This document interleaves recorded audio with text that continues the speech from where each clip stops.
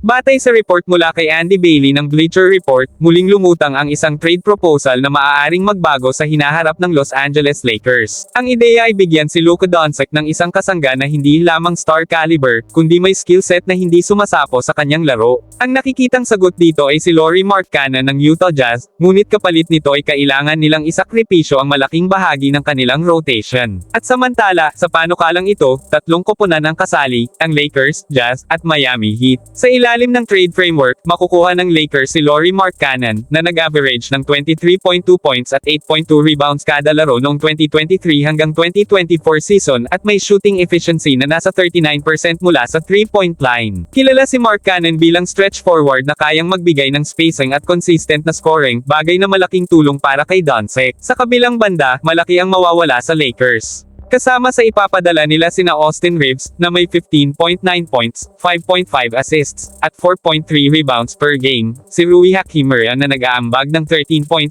points kada laro bilang solid scorer mula sa wing, si Gabe Vincent na inaasahan sa ng defensive guard bago maapektuhan ng injury, at si Dalton Knecht, ang rookie na nakikita bilang isa sa mga promising na piraso ng kanilang future. Kalakip din dito ang dalawang first-round picks mula sa Lakers at isa mula sa Miami. Para sa Utah Jazz, ang trade na ito ay malinaw na hakbang patungo sa mas malalim na rebuild. Mawawala man sa kanila ang kanilang leading scorer, makakakuha sila ng tatlong first-round picks at ilang batang manlalaro na maaaring maging bahagi ng bagong core. Ayon kay Coach Will Hardy, isa sa kanilang pangunahing layunin ay magtayo ng sustainable culture with young, developing players, at pasok dito ang mga maaring makuha nila mula sa Lakers at Heat. Samantala, sa panig ng Miami Heat, makukuha nila si Austin Reeves at Svi Mykhailiuk kapalit ni Terry Rozier. Para sa kanila, mas bata, mas efficient, at mas versatile si Reeves. Base sa datos, may mas mataas na win shares per 48 minutes si Reeves, 0.122, kumpara kay Rozier, 0.088 noong nakaraang season. Ayon kay analyst Zach Lowe, mas bagay si Reeves sa tinatawag na Heat culture dahil sa kanyang disiplina at kakayahang maglaro on at off the ball. Kung titingnan ang epekto nito sa Lakers, malinaw na dadagdag si Markkanen ng star power at shooting. Ngunit malaking tanong kung paano nila babalansehin ang pagkawala ng apat na rotation players, lalo na't si Reeves ang naging isa sa pinaka-reliable na playmaker at closer sa mga crucial na laro. Sa kasalukuyang lineup na mayroon sina LeBron James, DeAndre Ayton, at Jared Vanderbilt, maaaring maging top-heavy ang roster ngunit mahina ang bench at support system. Batay sa datos, nagtapos ang Lakers noong nakaraang season na may 40 hanggang 42